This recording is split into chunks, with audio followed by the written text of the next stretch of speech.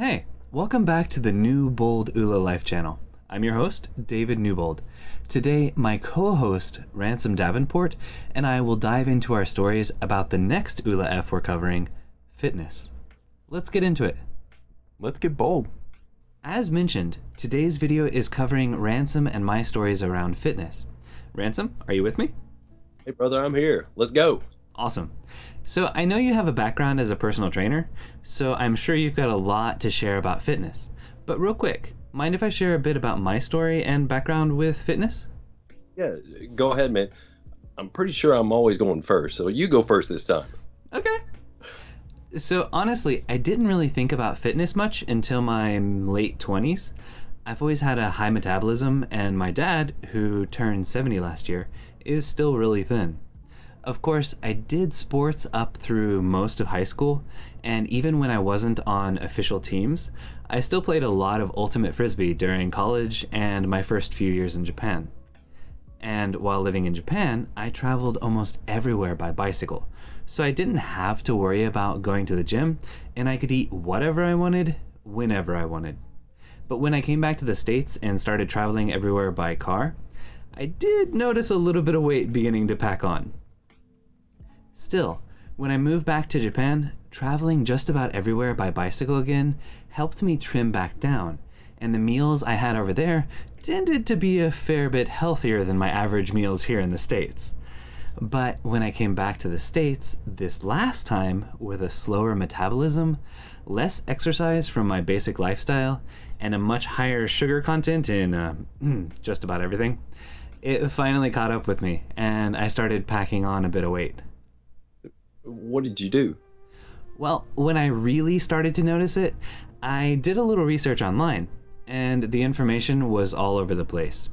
There was all kinds of information about different kinds of diets, Atkins, intermittent fasting, etc.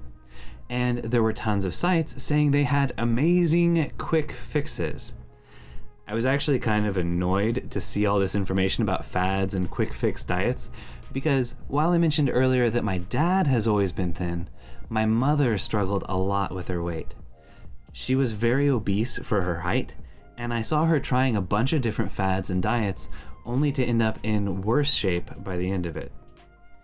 Fortunately, not long after this research with frustrating results is when my sister conducted her New Year's workshop that introduced me to Oola. And the Oola guys keep it simple and straightforward when talking about this aspect of fitness. Burn more than you eat, and don't eat late at night.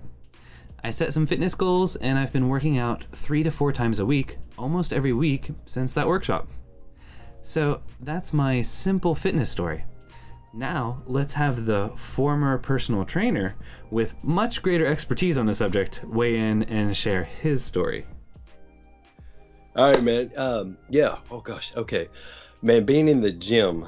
So I've been in the gym since my early 20s and experienced that. Now, my martial arts background is where I really started my physical training. And then I was in the gym. And so when I became a trainer in the gym, I saw this huge gambit, this chasm.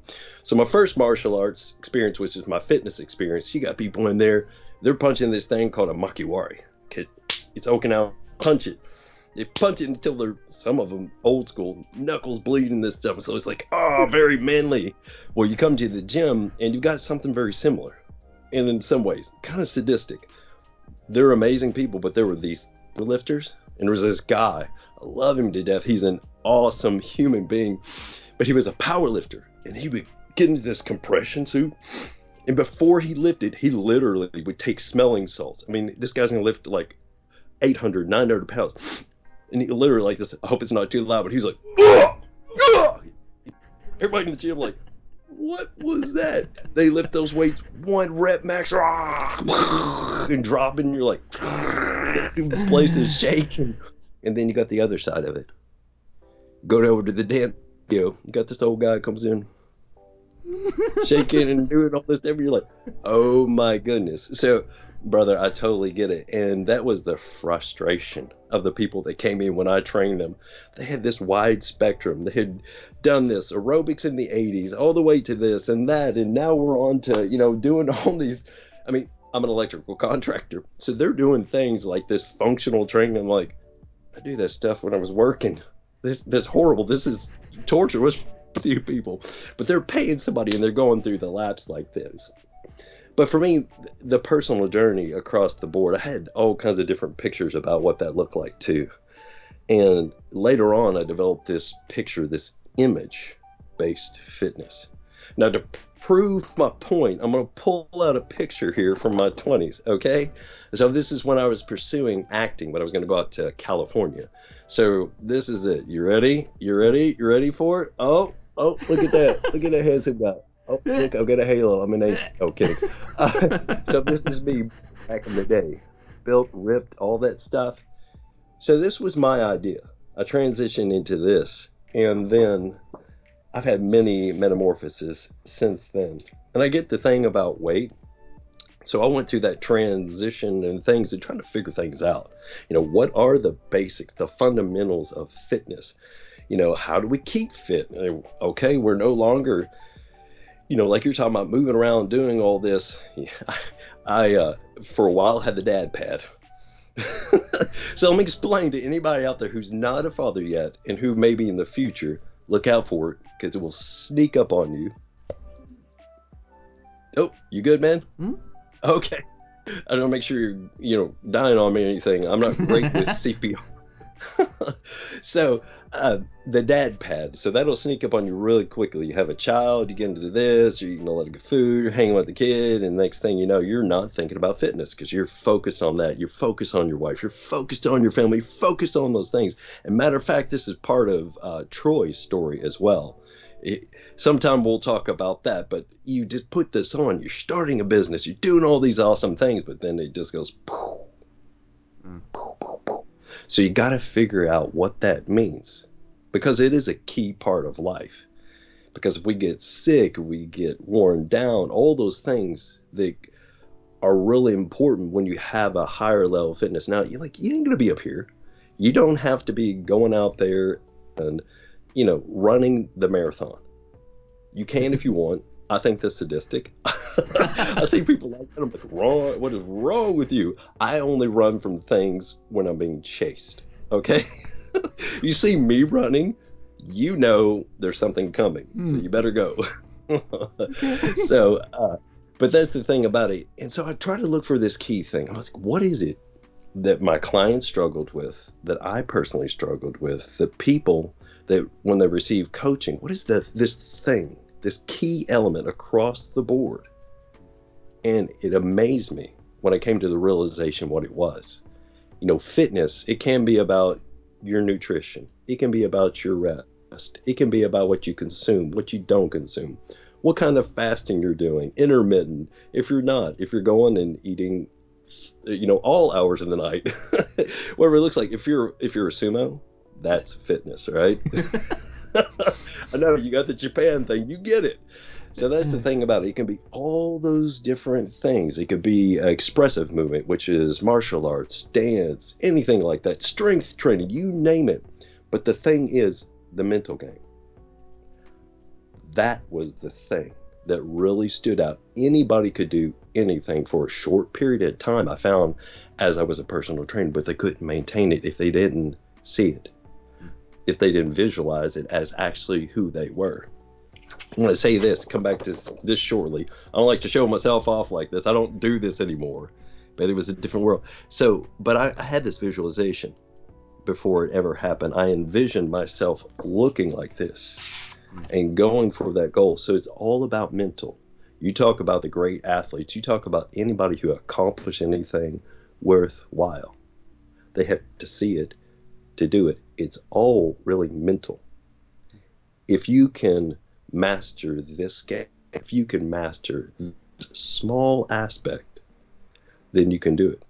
But that's what I realized people will hire me for as a personal trainer.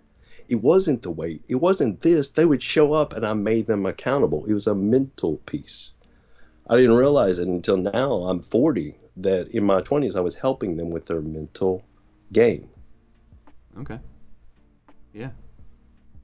So I think that's it. If I had to impart anything to the audience, that's the most important thing about fitness, it's the mind game. It's not the physical. That's easy, man. People can do it 3, 4 months. People can get ready for a fitness show. They can cut down nutrition, look all gaunt and everything, but it's the mind. Nice. So is there anything you're wanting to, any more stories you want to share, or anything you want to say to close this out? Because it sounds like the mental piece is kind of the main focus of what you're saying here. Yeah, I'm trying to think of a really good, just fun story. Because I got a bunch of them. Give me just a minute.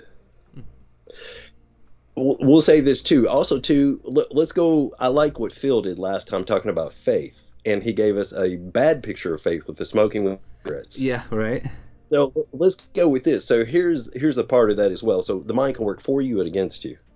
You got to take a real true look at where you're at. Now, where you are is not who you are. Let's be clear about that. That's one thing that we say in Oola. Where you are is not who you are. It's simple assessment. And then desiring to where you want to go. But I had some clients that worked with me, and they thought they were, physically here at a 10. I noticed them. They would be like standing in the mirror and doing all these things, and mentally in their mind, they were making progress. But every time we weighed in, we did, pinch tests for body fat, all this stuff. The needle wasn't moving. The needle wasn't moving, and I was like. And I have conversation with them, try to be as, polite and things. They're like, hey, so what are you doing with your time? I'm like, oh, this, that. And like, as you said, the extra sugar, so let's talk about your nutrition. I can't really give you a nutritional plan. That's not my scope as a trainer. But what are you doing? Oh, this, that. Oh, that sounds really good. And then late at night, I have like 3 or 4 of these Weight Watcher, ice cream bars. But I'm inside my points. And I'm like, okay. So the point is this. So you can picture yourself, you're like, man, I am there. I am a 10. I am right on par. But you may not be at all. So that visualization, that mentalization without taking a really good look at where you are can work against you. That goes in anything in life. Your fitness, your finance, your family, your field or career, thinking, man, I'm in a career that I love, and then realizing one day, like you did, this stinks. I don't want to do this anymore. What am I doing with this one and only life? Your faith. You're into something and this is not a good faith for you. Your friends, they're toxic. And your fun, you're not having any. You're not having any at all, and you don't want to do that. And I want to say this, fitness and fun should intertwine. It can be fun. It needs to be fun. If you don't enjoy it, here again, the middle piece, you're going to quit. You're going to say, heck with this. Yeah. So I think that really is the best thing. And I didn't give a story about somebody specifically, but this is some of my clients and what I saw that they experienced. Very cool. Do you think that's valuable to them? Do you think that was good? I think so. I hope so. So, okay. Anything else to close it out, or are we done for today? No, I think that'd be good. We keep it short, sweet, powerful. Drag it on. They can go out and actually crush this. They can take this effing go for it. But remember, I will leave you one thing. There is one least piece of wisdom. Train as hard as you can. Still be able to train the next day. Don't kill yourself. It's a journey. You ain't got to be there. You didn't get where you are if you're not happy where you are in a day. You're not going to get out of it in a day. It is progressive. One step at a time. We're talking about Oola. Take 3 action steps. Take an action step per day toward that goal. Good. All right. Thank you, guys. And that's it. And that's it this time. In next week's video, we're going to take a break from the Oola Fs for a moment and share a little bit behind the scenes. You'll get to see the Oola bug up close and hear a couple interesting stories with it. To make sure you don't miss it, be sure to smash that subscribe button. We'd also love to hear your thoughts and questions in the comments below, so share those with us. And until next time, remember to seek new challenges, make bold choices, and keep it balanced. Cheers!